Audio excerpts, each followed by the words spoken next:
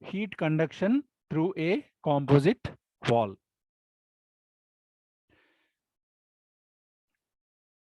Consider the transmission of heat through the composite wall consisting of number of slabs. So we are considering the 3 slabs here, A, B and C. So let LA and LB and LC are the thickness of the slabs A, B, C. And Ka, Kb and Kc are the thermal conductivities of the slabs A, B and C. So sometimes they can use same type of material. In some cases, it may be different material. If there is different material, the thermal conductivities are going to change. If it is same material, so we can take the same thermal conductivity. And thickness also may not be same. Sometimes it may vary. Or two thickness, the slabs, the thickness of the two slabs may be same, or one may be different. So depending upon the problem. And here T1 and T4 are the temperatures. T1 is the initial temperature, which is higher temperature, and T4 is the outside temperature, that is at the fourth temperature. So here this temperature T4 is always less. So that is T1 is greater than T4. That is the reason the heat transfer takes place from high temperature to low temperature. Whereas T2 and T3 are the interface temperatures. T2 and T3 are the interface temperatures, 2 and 3 respectively. So this also is very much important. We want to know what are the interface temperatures between the slabs. So that is going to change. It is not going to be same. So and if the slabs are not perfectly that is close in contact, so there will be a drop in temperature. So that is very much important here in the heat transfer calculations. So in the case of composite wall, it is compulsory to see that there should not be any gap, air gap between the two slabs. If there is any air gap, then the temperature drop will be seen, and which is going to affect the rate of heat transfer. So here T2 and T3 are the temperatures at the interfaces 2 and 3 respectively. So here the important condition what we should remember is the heat transfer rate, that is heat transmitted per unit time, is nothing but heat transfer rate through each slab is going to be same. So that is important fundamental concept we need to remember. So this concept will be useful to solve the problems, because sometimes some parameter will be missing. Then how to find out the heat transfer rate? Then we can find out the unknown parameter. So here the heat transfer rate through each slab or the each layer is going to be same. So that can be written as Q is equal to, that is heat transfer rate, is equal to heat transfer through slab A, which is equal to heat transfer through slab B, which is also equal to heat transfer through slab C. So already we know the Fourier equation for a slab. So K into A into T1 minus T2 by L. Already we derived that. Q is equal to K into A into T1 minus T2 by L. The Fourier equation for the slab or for a wall. So that already we derived in the last class.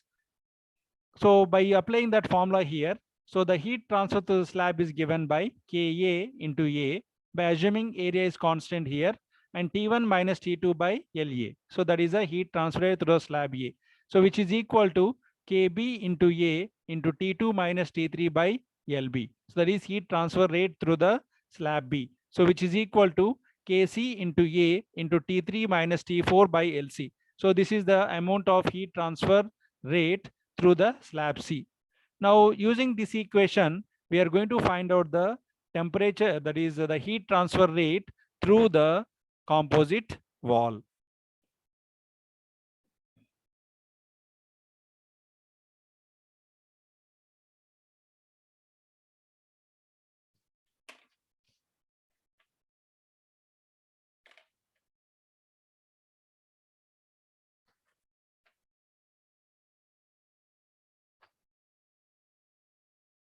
So this is the composite wall, slab A, slab B and slab C, and T1 is the higher temperature and T4 is the lower temperature. Heat transfer, that is heat is transferring from high temperature to low temperature, that is left to right. And in between are the interface temperatures. In between are the interface temperatures. So that is, this is the interface temperature T2 and this is the interface temperature T3. And Ka is the thermal conductivity of material A, Kb for material B, and Kc for C material. Whereas La is the thickness of A, and Lb is the thickness of B, and Lc is the thickness of C. And this is the temperature profile. How the temperature profile is falling here, you can see. So this is a steady state conduction through a composite wall. So here what is the important assumption? One more assumption we are making. There is a perfect contact between the layers and there is no temperature drop occurs across the interface between the materials. That means the two slabs A and B are perfectly in contact. There is no air gap between the two slabs. There is no unevenness between the two slabs when they are combined. So if there any air gap is there, any unevenness is there between A and B when they are combining, then there will be a temperature drop in the interface. So which is going to affect the rate of heat transfer. So in the derivation, what we are assuming that there should be perfect contact between the layers. There is no temperature drop across the interface.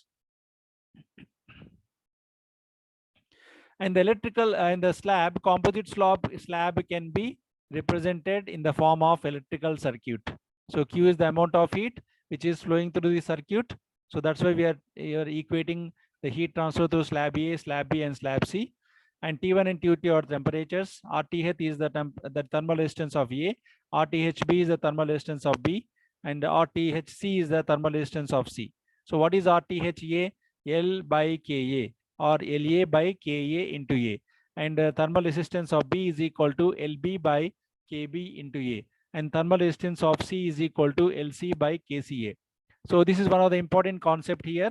The thermal problems can be converted and solved by using electrical analogy. So which is going to be very effective in solving the problems. So here there is no need of any equation. That is only thing is you have to remember that Q is equal to the initial temperature T1 and the final temperature is T4 divided by resistance Ra plus Rb plus Rc. So that is going to give the rate of heat transfer through this composite slab. Now we are using the equation. This is the equation which we are using. And this equation, we are separating the temperatures on one side and other factors on the other side. So for the slab A, I can write T1 minus T2 is equal to Q into La by Ka into A. So this is the equation rewritten for the slab A. That is temperatures on one side and other factors on the other side. Similarly, for the slab B, so we can write T2 minus T3 is equal to Q into Lb by Kb into A. So this is for the second slab, slab B. Then similarly for the slab C, I can write T3 minus T4 is equal to Q into Lc by Kc into A. So we got three equations. These three equations are same as the above equation. Only thing is here, the temperatures are separated from the other parameters. Now adding on both sides of the equations, adding the left-hand side equation and the right-hand side equation. And the equation is going, by adding such a way, what we are going to do, what we are going to get is T2 and T minus T2 and T2 will get cancelled. Minus 3T and T plus T3 get cancelled. We'll get T1 minus T4. So that is going to be written something like this. So adding 1, 2, 3 equations. So we can get T1 minus T4. All other factors are going to cancel. That is plus T2 minus T2 plus T3 and minus T3. So we are going to get on the left side T1 minus T4. On the right hand side, Q I am taking the common factor. If you want, you can take area also common factor. If it is the same, okay. Otherwise, we have to separate it.